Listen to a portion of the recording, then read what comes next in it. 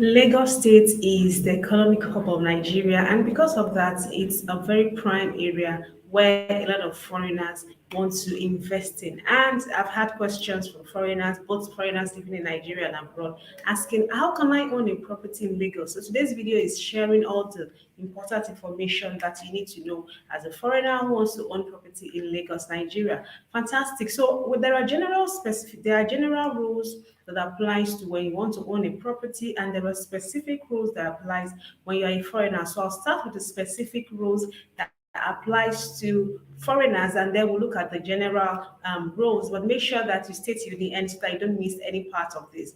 Now, generally, what the Constitution provides for is that the any citizen of Nigeria can own property in any part of Nigeria. However, as a foreigner in Lagos, there's a law that provides for how non-Nigerians can own property in Lagos State.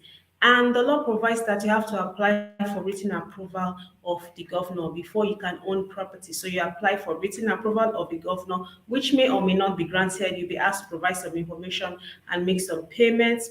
And if it is granted, then you can go ahead and purchase the property.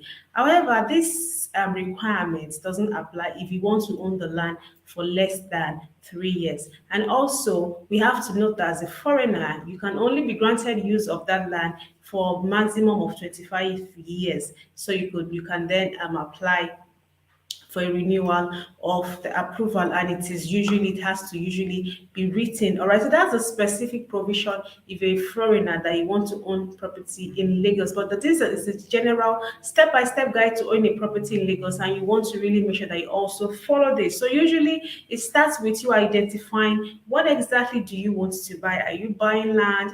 Are you buying a house? Where exactly in Lagos do you want to buy it? If you're familiar with Lagos, you will know we have the Lagos mainland and we have the Lagos Island. All right. What's your budget like? Then you want to start research. And it's so wonderful on YouTube or any other social media platform. There are many realtors that you can reach out to, can help you with that. Once you have in mind what exactly you want to buy, it becomes easier for you to get what you want. So you do the search, and then you'll be given options of different properties that fit what you want to buy and that fit your budget. All right. So after you have done that, you then want to schedule an inspection and you want to do your due diligence. Due diligence covers what you would do as an investor and what you would have professionals also do on your behalf. And it's basically you ensuring that what you want to buy is actually what you think it is, and I say for you to go ahead and your interests are protected. Because real estate is fixed and can't be carried, it's easy to get scammed. Because I mean, someone can bring a person to a plot of land or a house today, and tomorrow bring another person, and tomorrow bring another, and next tomorrow bring another person. So it makes it easy for scammers to take advantage of that particular feature and sell the same property to more than one or two people.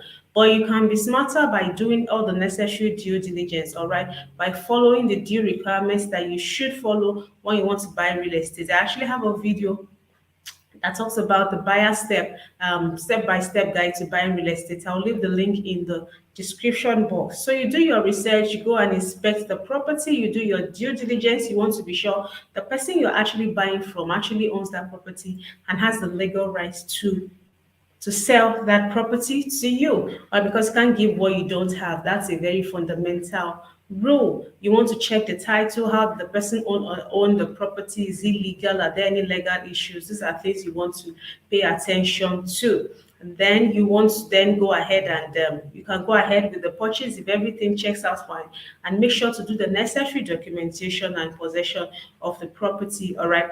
So that is how a foreigner can own a property in Lagos, Nigeria. Make sure to watch the other videos that gives you the step-by-step guide to owning a property in Nigeria as a foreigner. And I hope this has been helpful. I will see you in the next video.